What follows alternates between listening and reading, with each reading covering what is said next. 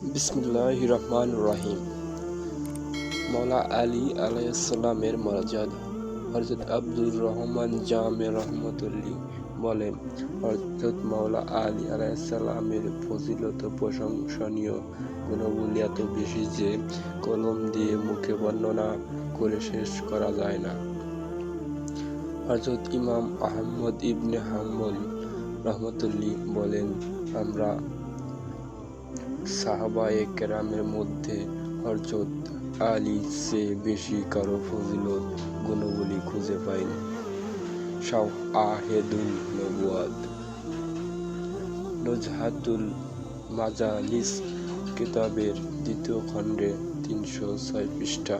আল্লামা সাপুই রহমতুল্লাহ লেখেন, একদিন সিদ্দিক আকবর রাদিয়াল্লাহু হযরত মৌলা আলী আলাইহিসসালামকে দেখে মুচকি হাসলেন।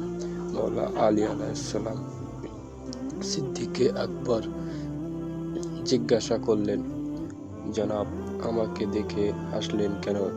সিদ্দিক আকবর বললেন, হে মৌলা আলী, তোমাকে অভিনন্দন।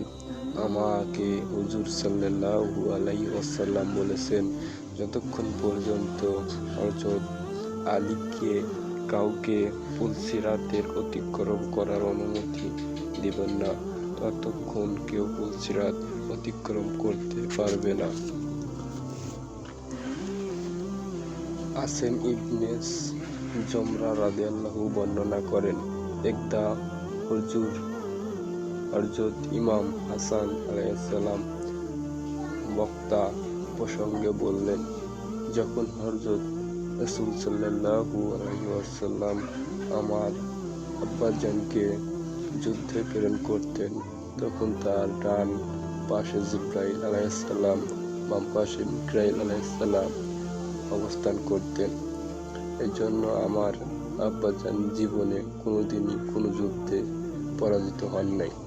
সূত্র মুজিজায়ে আম্বিয়া, কারামতে আউলিয়া।